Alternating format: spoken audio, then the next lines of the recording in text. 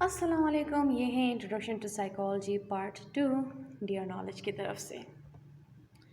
अच्छा, ये है चैप्टर 3 लर्निंग के बारे में, और हमने काफ़ी कुछ लर्निंग में सीखा, जिस तरह क्लासिकल कंडीशनिंग है, ऑपरेंट कंडीशनिंग है, रीइंफोर्समेंट है, और पनिशमेंट का हमने कंटिन्यू रखा हुआ है।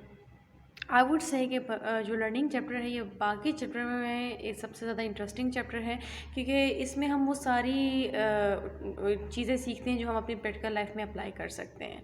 So this is one of the interesting and one of the important chapters I would say.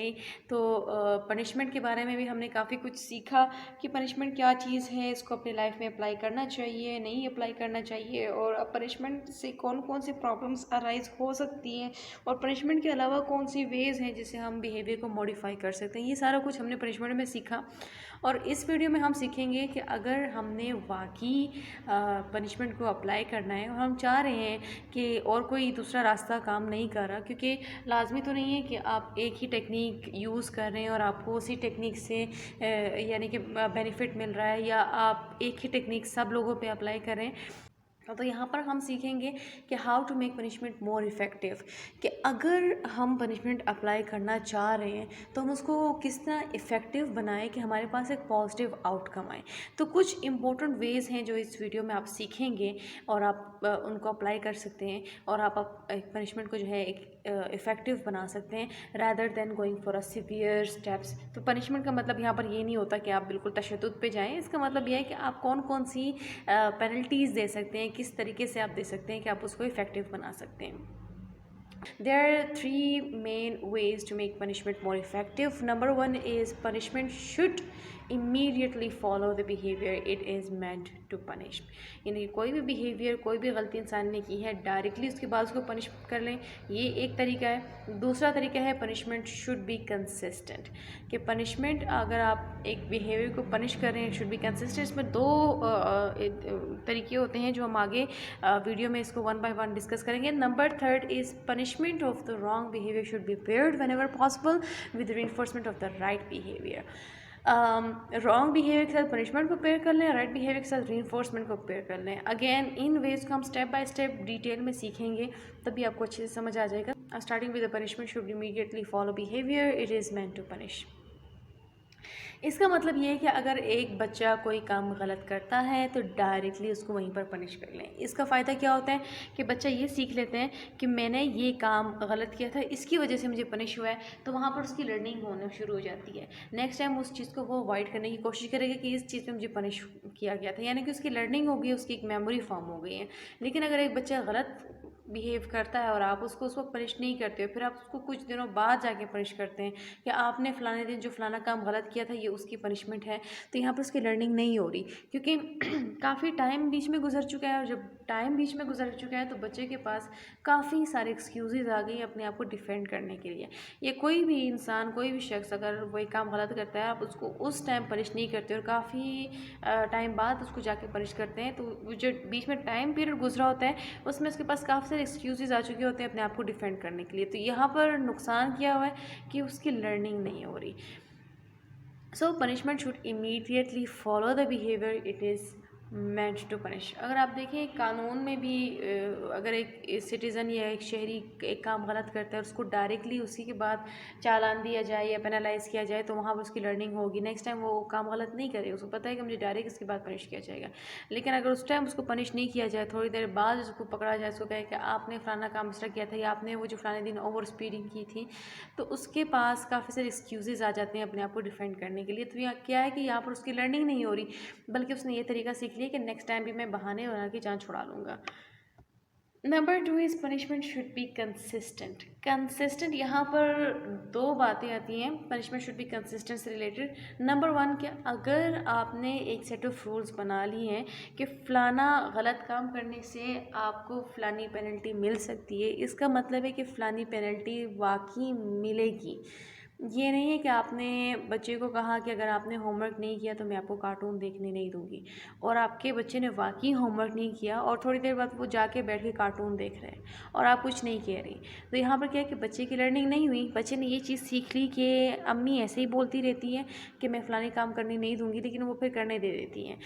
तो यहाँ पर क्या है कि बच्चे की लर्निंग नहीं हो रही। उसको पता है कि ऐसे ही बोलती हैं।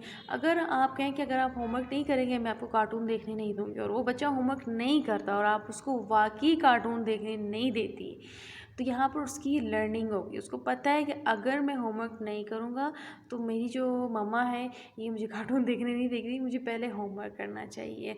तो यहाँ पर एक सेट ऑफ़ रूल्स बन गए और उस सेट ऑफ़ रूल्स पे आप कंसिस्टेंट हैं, आप उसको फॉलो करवा रही हैं। इसी तरह अब आप देखें कि जो हम कानून या लॉ की बात करते हैं तो वहाँ पर अगर एक बंदे को कहा हो कि यहाँ पर parking is not allowed here, वो फिर भी वहाँ पर अपनी गाड़ी को पार्क कर देते हैं, और यहाँ पर जो गवर्नमेंट है कोई एक्शन नहीं ले रही। तो आपको लगता है कि उस बंदे की कोई लर्निंग, एक अच्छी लर्निंग हुई है और नेक्स्ट टाइम वो गाड़ी पार्क करेगा? नो। उसकी लर्निंग क्या हुई है कि ये ऐसे ही नो पार्किंग वाले साइन बोर्ड्स लगे हुए हैं and I can park wherever I want. तो नेक्स्ट टाइम वो जहाँ उसका दिल चाहेगा वहाँ वहाँ पर पार्क करेगा। लेकिन अगर वो ऐसी जगह पे पार्क करें जहाँ पर पार्किंग अलाउड नहीं है और वहाँ पर उसको चालान मिल गया, तो क्या है कि उसकी लर्निंग हो गई है कि पार्किंग यहाँ अलाउड नहीं है, यहाँ पर मुझे चालान मिल रहा है। एक सेट ऑफ रूल्स बने हैं तो बने हैं और उसको फॉलो किया जा रहा है। आप देख लें कोई इस तरह बहुत डेवलप्ड कंट्रीज़ जो होती हैं, जो बहुत सक्सेसफुल कंट्रीज़ हैं, जिनकी इकॉनमी भी बहुत अच्छी जा रही है, जो मुल्क बहुत ज़्यादा अच्छा है, जहाँ पर फिर सब हर किसी के जाने का एक वो होता है, एक ख्वाब होता है कि मैं फ़लाने मुल्क चला जाऊँ, फ़लाने मुल्क जाके जॉब कर लूँ। आप देखिए जो बहुत कामयाब ममालिक हैं इस दुनिया में, उन सब का एक उसूल है और वो अपने उसूल पे पाबंद है। यानी कि एक सेट ऑफ रूल्स हैं उनके, वो उन रूल्स को फॉलो करते हैं। आप उस कंट्री में कभी जाएं तो आप अपने मुल्क में जो कचरा ऐसे उधर उधर फेंक देते थे, कोई एक्शन नहीं था लेता, लेकिन आप जब उस मुल्क में जाते हैं, आप थोड़ा सा एक रैपर भी आपसे गलती से भी गिर जाता है, आपको डायरेक्ट वहाँ पर उसका फ़ाइन मिल जाता है। तो वहाँ पर अब आपको समझ आ जाएगी कि जिस तरह गलती की जाती है डायरेक्ट जो है वो एक तो पेनल्टी मिलती है, और पेनल्टी कंसिस्टेंट है। कभी इस तरह नहीं हुआ कि मैंने एक जगह पे एक रूल को तोड़ा है और मुझे जो है उसकी सज़ा नहीं मिली। कंसिस्टेंसी है, उन्होंने कहा है कि इस चीज़ की ये सज़ा है तो मतलब है। वहाँ पर फिर ये नहीं देखा जाता कि आप किस बैकग्राउंड से हैं, बस वो आपको जो है वो एक पनिशमेंट कंसिस्टेंट है तो कंसिस्टेंट है। तो यही एक कामयाब मुल्क की निशानी भी है कि वहाँ पर वो उन्होंने एक सेट ऑफ़ रूल्स बनाए हुए हैं और वही सेट ऑफ़ रूल्स जो हैं वो फॉलो करते हैं।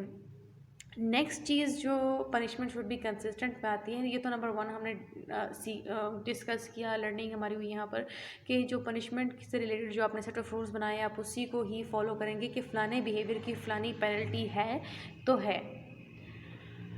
दूसरा जो दूसरी बात जो पनिशमेंट शुड बी कंसिस्टेंट में आती है वो ये है कि अगर आप पनिशमेंट देते हैं या अगर आप पनिश करते हैं तो एक सेम कंसिस्टेंट इंटेंसिटी के साथ ही करेंगे।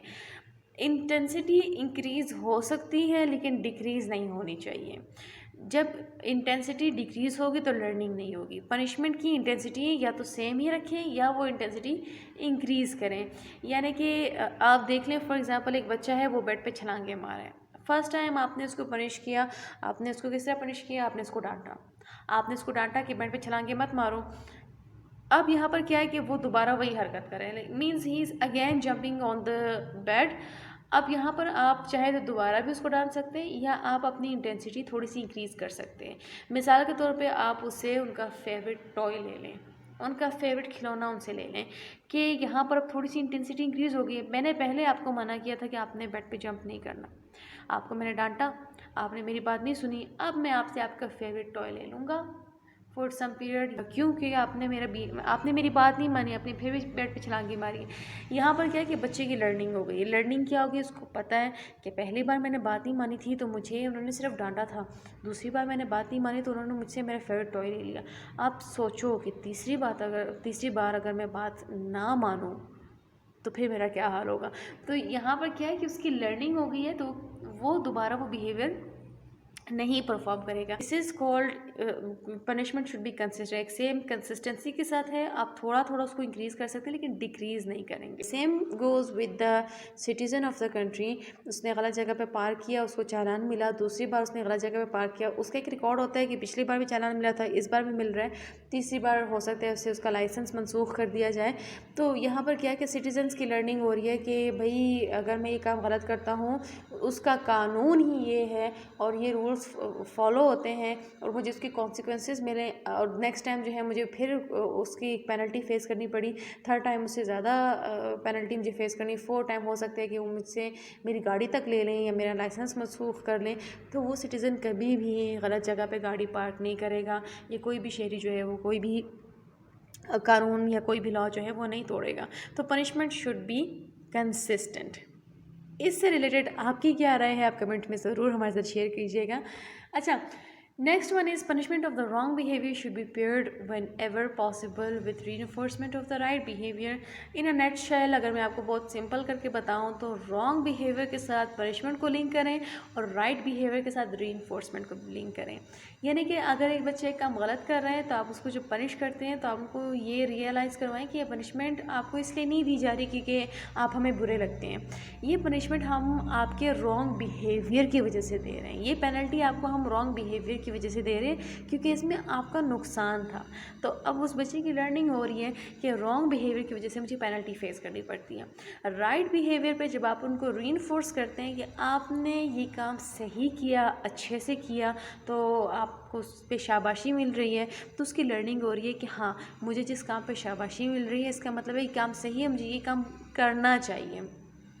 फॉर एग्ज़ाम्पल आप देखिए एक बच्चा जो है वो डाइनिंग टेबल पे बैठ रहा है, उसके हाथ जो हैं वो साफ़ नहीं, यानी कि वो हैंड वॉश करके नहीं आए और वो आके जो है आपके साथ बैठ के खाना खा रहा है। सिंपली अगर आप उनका हाथ पकड़ें और साथ में ये भी कहें कि नो, हम गंदे हाथों के साथ खाना नहीं खाते हैं क्योंकि गंदे हाथों पे जर्म्स होते हैं, जर्म्स फिर हमारे स्टमक में चले जाते हैं और वो हमें बीमार कर देते हैं, इसलिए हम गंदे हाथों के साथ खाना नहीं खाते हैं। और आप उसको वहाँ से उठा के ले जाए, उनसे हैंड उनके वॉश करवाएं और फिर बाद में उनको लेके आएँ, उनको कहें कि अब आप खाना खाएं क्योंकि अब आपके हैंड वॉश हो गए हैं, आपके हैंड पे अब जर्म्स नहीं है, आपके स्टमक में जर्म्स नहीं जाएंगे, तो आप बीमार नहीं होंगे, तो अब आप जो खाएंगे उसका आपको एक बेनिफिट मिलेगा, आप हेल्दी होंगे। तो बच्चे की लर्निंग हो गई है ना कि यहाँ पर मुझे एक रॉन्ग बिहेवियर से रोका गया और वो इसलिए रोका गया क्योंकि इसमें मेरा नुकसान था। अब कंसिस्टेंसी भी आप मेंटेन कर सकते हैं। नेक्स्ट टाइम अगर बच्चे दोबारा बगैर हैंड वॉश करके आ सकता है आए तो आप वही सेम मतलब तरीका करेंगे या आप उसको थोड़ा सा डांट सकते हैं। तो this is called consistency and increasing little bit in intensity. और यहाँ पर आपने पेयर कर दिया पनिशमेंट को रॉन्ग बिहेवियर के साथ, तो बच्चे की लर्निंग हो गई है कि गंदे हाथों के साथ खाना नहीं खाया जाता क्योंकि इससे हम बीमार हो सकते हैं। नेक्स्ट टाइम वो हैंड वॉश करके आएगा, वो बैठेगा और खाना खाएगा, लेकिन जब वो हैंड वॉश करके आया है तो बेहतर ये होगा कि आप उसको रीइंफोर्स कर लें, आप उसको शाबाशी दें कि शाबाश, आपने इस बार हाथ धोए और आप आके खाना खाने बैठ गए, तो अब आप देखिए आपने हैंड वॉश किया तो आपके हैंड साफ़ हैं और आप बीमार नहीं होंगे। तो यहाँ पर बच्चे की लर्निंग हो रही है कि देखो मैंने एक सही काम किया तो इसलिए मुझे रीइंफोर्स किया है, नेक्स्ट टाइम वो दोबारा हैंड वॉश करके आएगा और वो अपने जब भी वो खाना खाएगा वो हैंड वॉश करके ही आएगा और आप उनको फीडबैक देते जाएंगे विद रीइंफोर्समेंट के वेरी गुड, मैं आपको नोट कर रही हूँ, आप काफ़ी इंप्रूव कर रहे हैं, आप जब भी खाना खाने आते हैं आपके हैंड वॉश होते हैं, आपने काफ़ी इंप्रूव करिए अपने बिहेवियर में, यानी कि आपने सीख लिया है कि हैंड वॉश किस तरह करते हैं, कब करते हैं, या आपने खाना खाने से पहले हैंड वॉश करना सीख लिया है। शाबाश, अब आप देखिए अब आपको फूड के जो है वो बेनिफिट्स मिलेंगे। तो यहाँ पर बच्चे की लर्निंग हो गई है। तो punishment of the wrong behaviour should be paired when ever possible with reinforcement of the right behaviour. ठीक है, तो नेक्स्ट टाइम क्या होगा, the child will always wash hand before eating, before consuming a food. तो यहाँ तक ये थी आज की वीडियो। अगर आपका कॉन्सेप्ट क्लियर हुआ, you can like the video. कोई भी ऐसा पॉइंट जो आपको समझ में नहीं आया आप कमेंट सेक्शन में पूछ सकते हैं। इसके अलावा कोई भी ऐसी टेक्निक जो आपने अप्लाई की है और वाकई उसका एक पॉजिटिव आउटकम आया है तो लाजमी अपना एक्सपीरियंस हमारे साथ कमेंट सेक्शन में शेयर कर सकते हैं। इसके अलावा अगर आप इस चैनल पे न्यू हैं, चैनल को सब्सक्राइब करें, बेल आइकन पर क्लिक करें ताकि जब भी कोई वीडियो अपलोड होगी आपको एकदम से नोटिफिकेशन मिल जाया करेगी। इसके अलावा आप हमारे चैनल के वीडियोज़ लिंक्स को अपनी फैमिली मेम्बर्स और फ्रेंड्स का शेयर कर सकते हैं, बिकॉज शेयरिंग इज़ केयरिंग। और तब तक के लिए अल्लाह हाफिज़।